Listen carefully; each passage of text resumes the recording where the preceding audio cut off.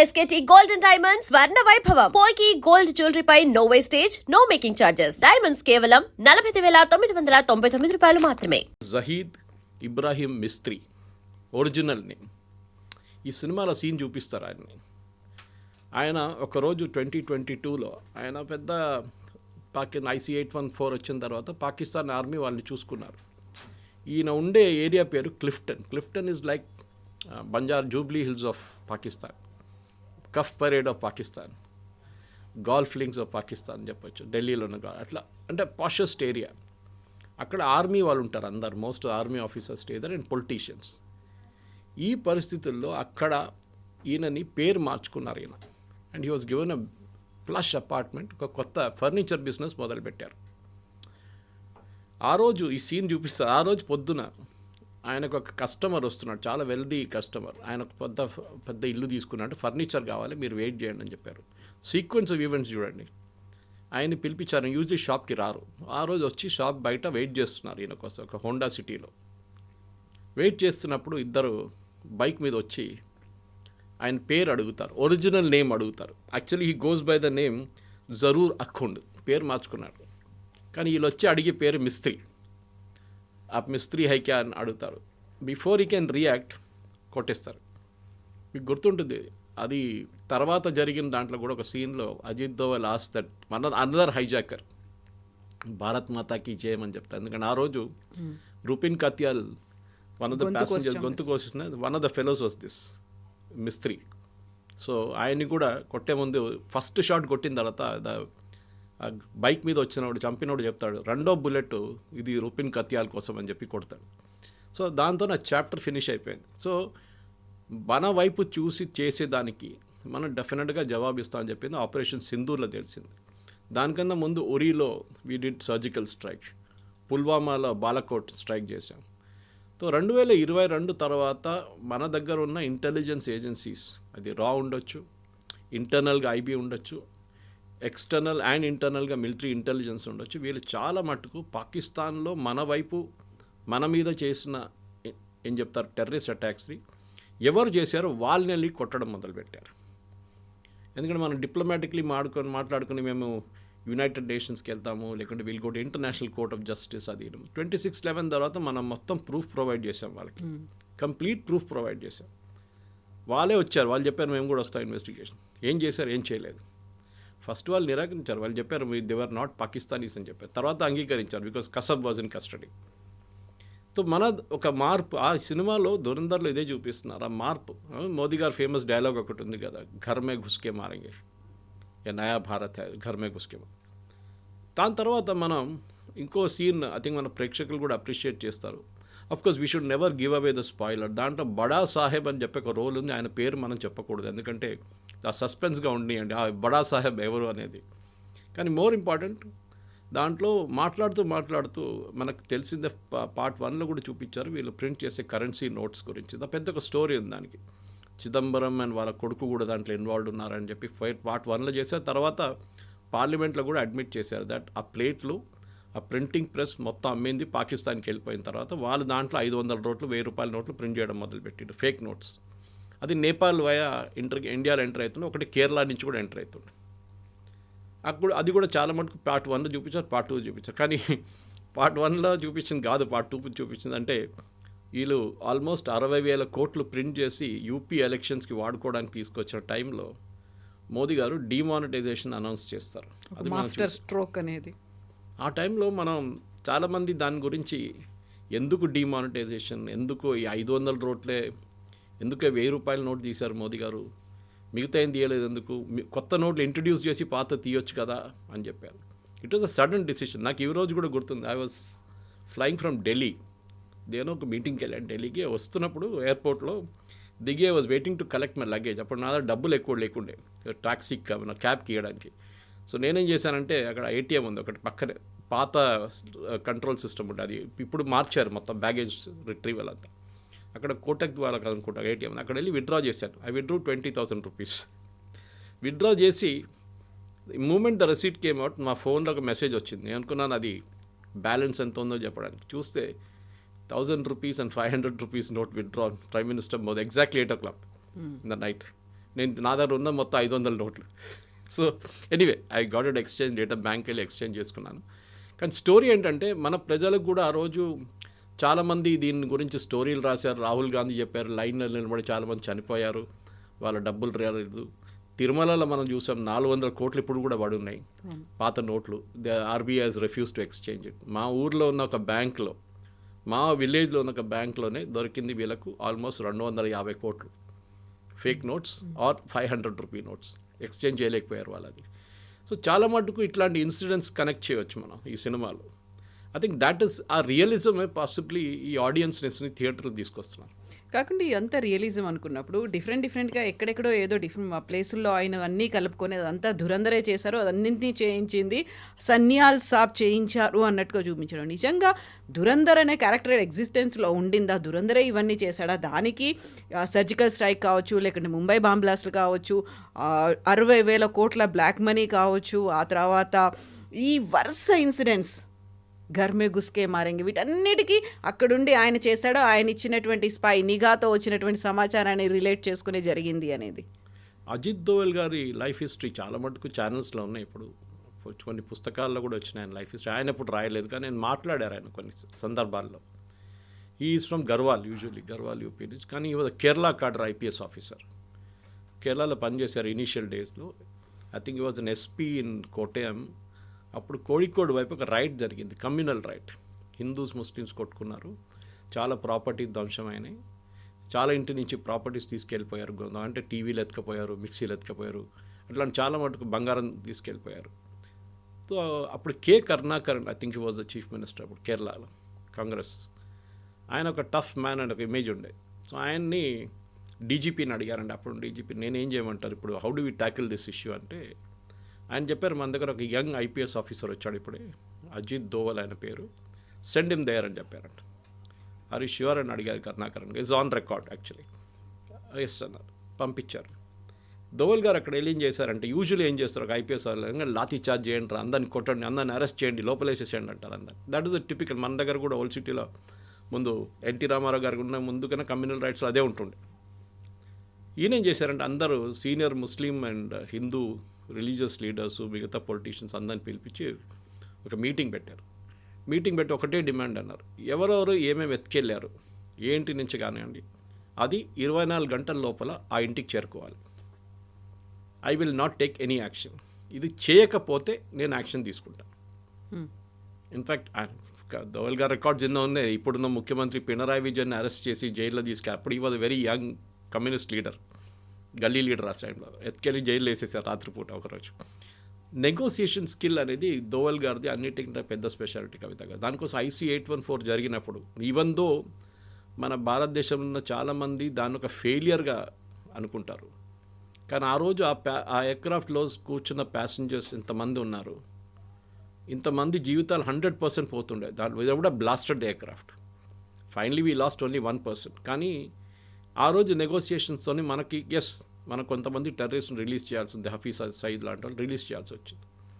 దానికి ఉన్న రిజల్ట్స్ మనకు తర్వాత వచ్చింది కూడా. మన మీద మంది దాడులు జరిగింది, పార్లమెంట్ అటాక్ అయింది, ముంబై బాంబ్ బ్లాస్ట్లు అయ్యాయి. కరెక్ట్. కానీ ఆ పొజిషన్లో మీరుంటే మీరేం చేస్తారు? ఈవెన్ తర్వాత జస్వంత్ సింగ్ గారి మీద చాలా ఆరోపణలు చేశారు, చిదంబరం అందరూ. కానీ మళ్ళీ చిదంబరం గారే అన్నారు, if I was in that place I would have done the same thing. Basically ఏంటి, వీళ్ళ డాటర్ మన ముఫ్తీ మొహమ్మద్ సయీద్ వాళ్ళ కూతుర్ని కిడ్నాప్ చేసి తీసుకెళ్లారు. నాట్ మహబూబా ముఫ్తీ, వాళ్ళ ఇంకో సిస్టర్ని. అట్లాంటి కొంతమంది కిడ్నాప్ చేసి వాళ్ళు రిలీజ్ చేయాలని చెప్పి టెర్రరిస్ట్ని రిలీజ్ చేశారు. ఓవరాల్గా it was a foreign policy failure.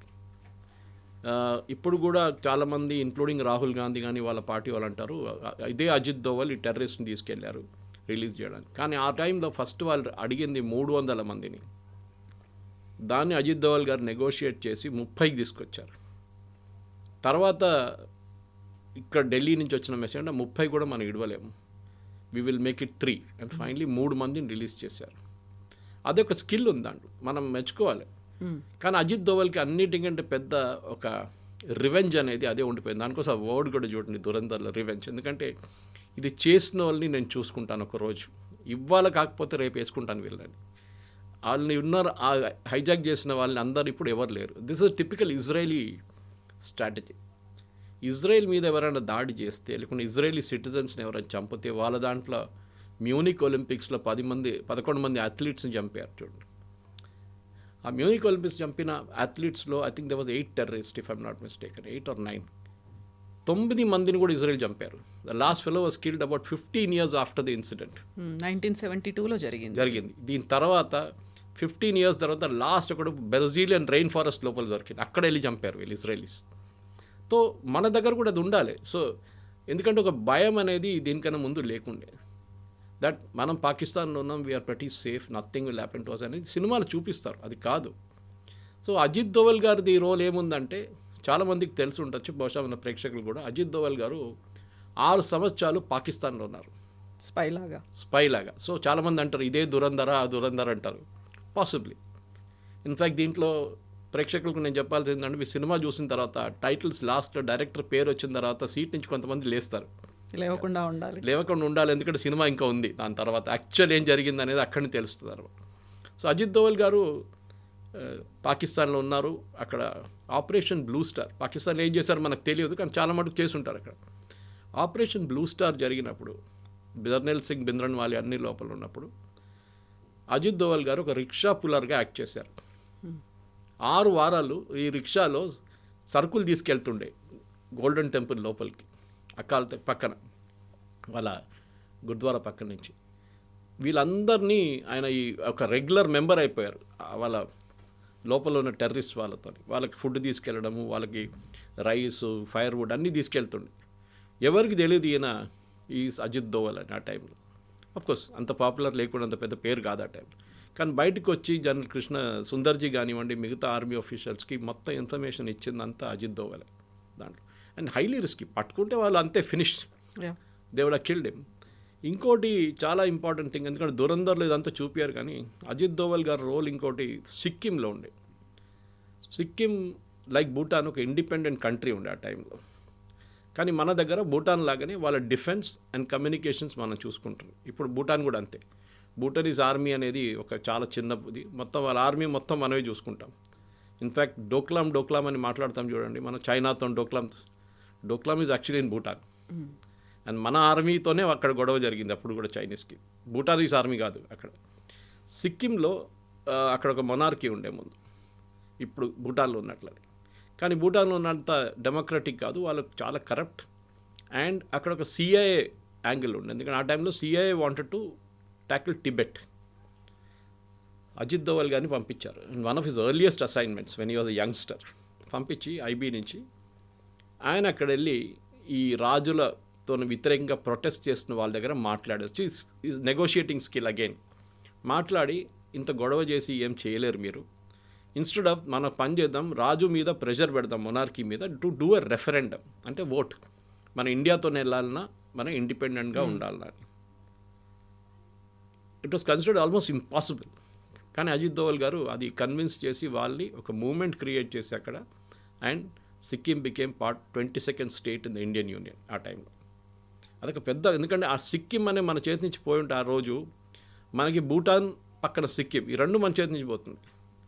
So అప్పుడు నాథులా పాస్ కానివ్వండి, మిగతా చైనీస్ వైపు ఉన్న క్రాసింగ్స్ అంతా we would have lost it for ever. కానీ అదొక చాలా పెద్ద ఇది ఉండే. దీని తర్వాత సిక్కింలో ఉన్నప్పుడే అజిత్ దోవల్ గారు, దాని తర్వాత దానికన్నా కొన్ని రోజుల తర్వాత తెలియదు కానీ మళ్ళీ వెళ్ళి 3 సంవత్సరాలు చైనాలో ఉన్నారు. కొంతమంది 6 అంటారు, ఆయన క్లియర్గా డిఫైన్ చేయట్లేదు, లేकिन he agreed, he went to చైనాలో ఉన్నారు. చైనాలోని ఏ భాష మాట్లాడతారు మనకు తెలియదు, మ్యాండరిన్ మాట్లాడాలి కదా, he has to speak that language. Tibetan language మాట్లాడాలి లేకుండా, because he has gone to Tibet side. కానీ ఆ రోల్ చూడండి, ఇదంతా మనం హిస్టరీ చూపించినప్పుడు చాలామంది ఆదిత్య ధర్ని తిడుతున్నారు, మీరు కావాలని చెప్పి ఒక ప్రాపగండా సినిమా తీశారు, మోదీ గారు 2 సార్లు చూపించారు టీవీలో ఇక్కడ ఇన్సిడెంట్స్ నడుస్తున్నప్పుడు. కరెక్ట్, సినిమాటిక్ లిబర్టీ అనేది అందరికీ ఉంటుంది. మనం చెప్తా fiction, yes, every movie is a fiction. ఈ దీంట్లో కూడా ఫిక్షన్ ఉంది డెఫినెట్గా. కొంతమంది అంటారు అదేనా డిమానిటైజేషన్ కాదు అంటారు. Okay, agreed with you on that point. Modi గారి గురించి పాకిస్తాన్లో కామెంట్ కొడుతున్నది, చాయ్వాలా ప్రధానమంత్రి బన్ గయా తుమ్ క్యా కర్ రహే తే అని చెప్పి పంజాబీలో లిబరల్ గాలీస్ ఉంటుంది అక్కడ కూడా. అది ప్రతి ఇన్సిడెంట్కి ఒక కనెక్షన్ ఉంటుంది. అండ్ మనం గుర్చుకూడదు, మన దాంట్లో was it Ravindra Nayak or some there one spy who Ravinder Kaushik Ravindra Kaushik, ఆయన ఒక మన వైపు నుంచి నుంచి వెళ్ళిన ఒక ఏజెంట్ పాకిస్తాన్లో దూరారు చాలా సంవత్సరాల ముందు. I think was in 70s or 60s or 70s. ఆయన పాకిస్తాన్లో వెళ్ళి అక్కడ కరాచీలో చదువుకొని యూనివర్సిటీలో డిగ్రీ తీసుకొని, of course had a Muslim name, married a girl from there. తర్వాత పాకిస్తాన్ ఆర్మీలో జాయిన్ అయ్యి he went up to the rank of major.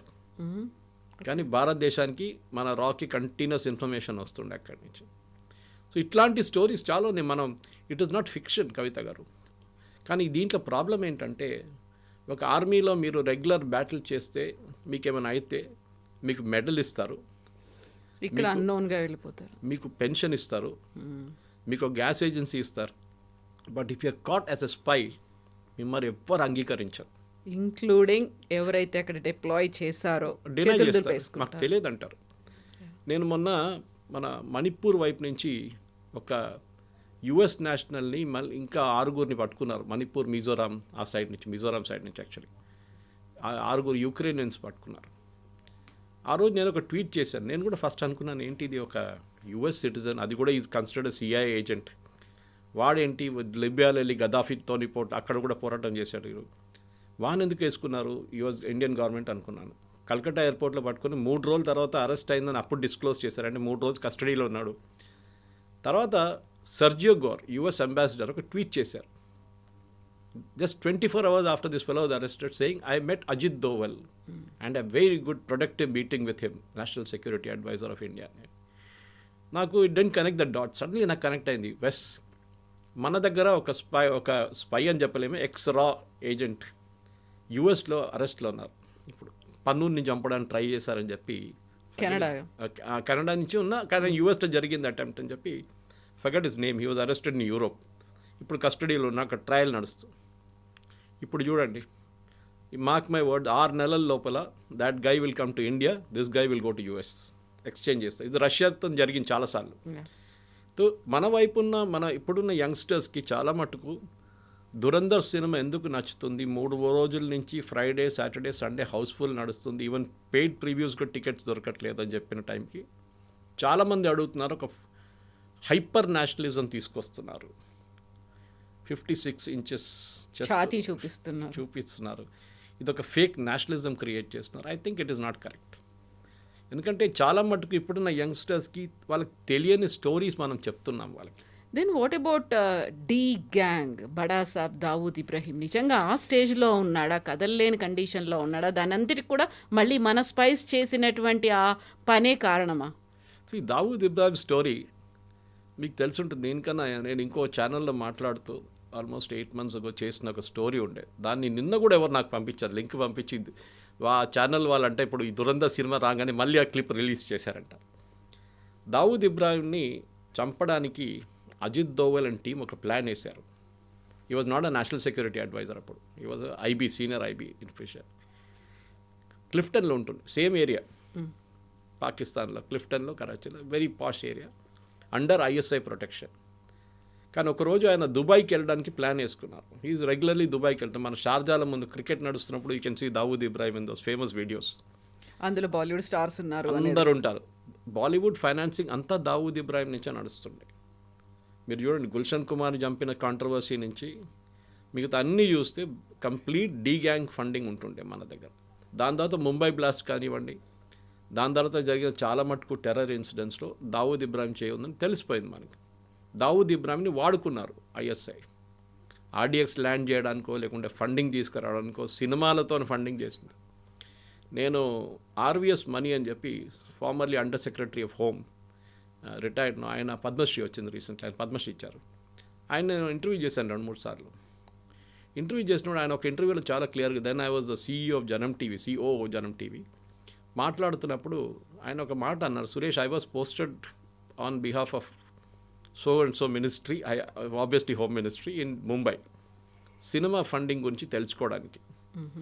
And he was given a post in the censor board, అక్కడ centre board of film certification supervision, not actual censor. ఆయన అన్నారు, నా పని ఏముంటుండే అంటే financing తెలుసుకోవడానికి. And he was saying one of the biggest financing Malayalam సినిమాలు కూడా నడుస్తుండే, హిందీ కాకుండా కూడా. 50 కోట్లు ఒక సినిమా అనౌన్స్ చేసింది. ఆ టైంలో 50 కోట్లు అంటే పెద్ద అమౌంట్. అనౌన్స్ చేసి హీరోకి 5 కోట్లు లేకుంటే 3 కోట్లు, హీరోయిన్కి 1 కోటి, మిగతా అందరికీ డబ్బులు పంచిపెట్టేస్తారు. ఆ సినిమా ఎప్పుడు రిలీజ్ కాదు. దాని తర్వాత వచ్చిన మనిషి కనిపించడు, ప్రొడ్యూసర్ లేడు, డైరెక్టర్ లేరు, ఎవరు లేరు. బ్లాక్ మనీ డిస్ట్రిబ్యూషన్ అవుతుంది. అయిపోయింది, రిటర్న్ వచ్చేస్తుంది మళ్ళీ అది.